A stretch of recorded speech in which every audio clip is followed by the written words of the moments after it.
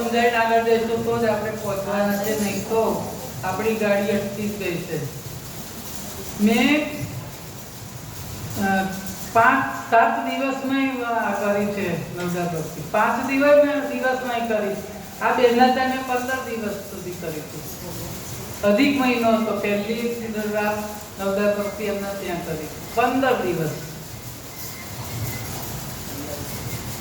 અને 9 દિવસ થયા.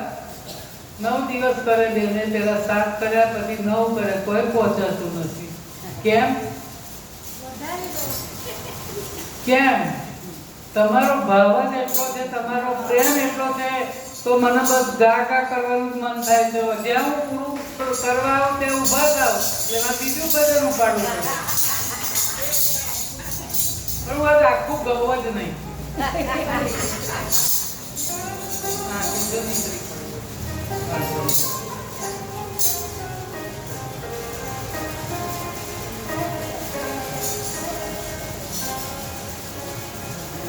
નારદ મુનિ એમણે પણ ગુરુ નતા કર્યા.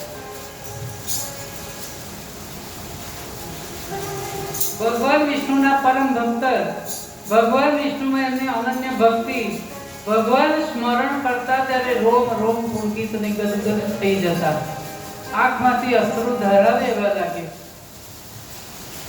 ભક્ત હૃદય હતું સ્વર્ગથી અંદર દેવ સભા ભરાય ને ત્યારે નારદ મુનિ અચૂક હાજરી આપે. દરરોજ દેવ સભા ભરાય અને એમાં નારદ મુનિ કાયમ જાય. અને જ્યાં નારદજી ઉઠીને જાય ને એટલે ભગવાન વિષ્ણુએ જગ્યાને સાફ કરાવી, ખોદાઈ જગ્યા પછી ફાજી માટે ચોખ્ખી કરી નાખે. રોજનો આવો ક્રમ. એક દિવસ લક્ષ્મીજી આવી ગયા. એ વખતે આ કામ કરતા હતા પાર્ષદો, ત્યારે ભગવાનને પૂછ્યું કે નાથ, આ શું કરાવી ગયા છો? તો દેવી, આ જગ્યા સાફ કરાવી રહ્યો છું. કેમ?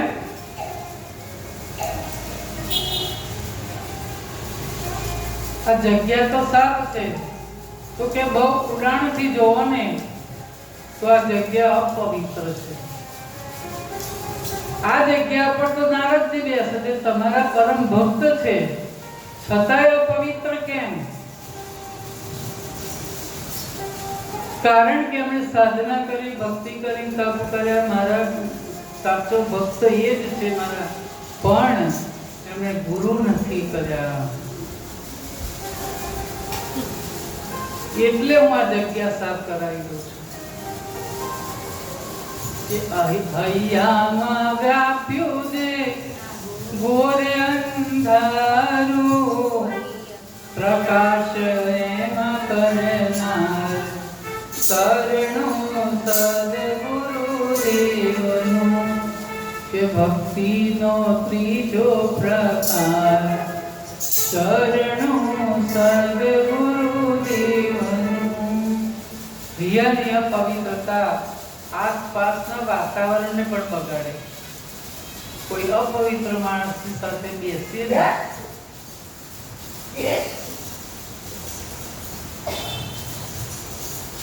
આ કોરોના આગળ કેવા બધા માસ્ક પહેરી બેસતા હતા.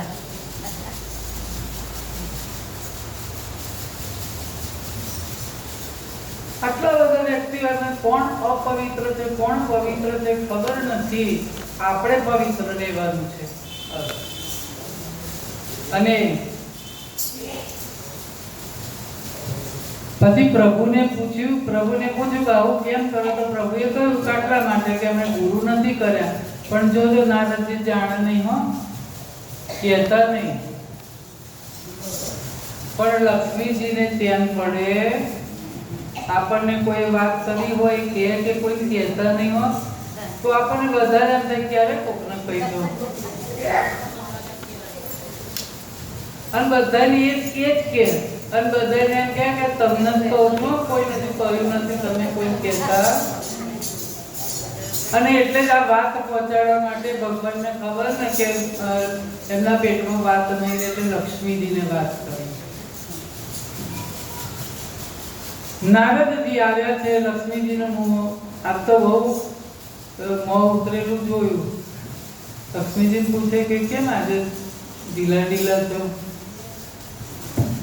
તો કે શું કરું, એક વાત જ એવી છે ને. તો શું વાત છે? જો આમ કહું છું પણ પછી પ્રભુ જાણી ના જાય. હો, તમે પેટમાં રાખજો, મારા તો પેટમાં ના રહ્યું.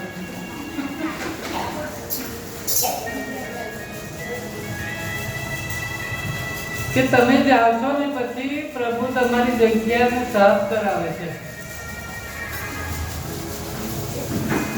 એવું કેમ? મારા બેસવાથી કઈ જગ્યા અપવિત્ર થતી હશે, શું થાય છે? તો કે મને ના પૂછે, તેમને પૂછી લેજો ને તમે. બસ આટલું હરગાઈ દીધું.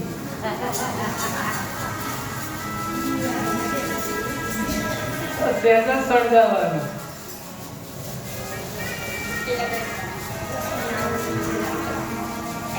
જોજો પણ મારું નામ ના લેતા. હો, મેં કહ્યું છે એવું ના કહેતા. પણ કઈ અંતર્યામી છે બધી ખબર ના હોય, અને એટલે જ તમને કહ્યું તાર. રાધે રાધે. પાંચ બે ફોન થઈ જ ગયો હોય. એ બોલે એ પેલા કથા છોડો, એટલે યાદ રાખવાનું. ના ના માતાજી નહીં કહું. હો, એ નારાયણ તો કપટી છે. એ કાળું એનું હૈયું કાળું. મનમાં ધૂંધવાતા નારદજી તો નીકળ્યા અને મનમાં બબડ્યા કરે. એવા ધૂંધવાયા બોલ્યા કરે કે જીવન ભરનો કપટી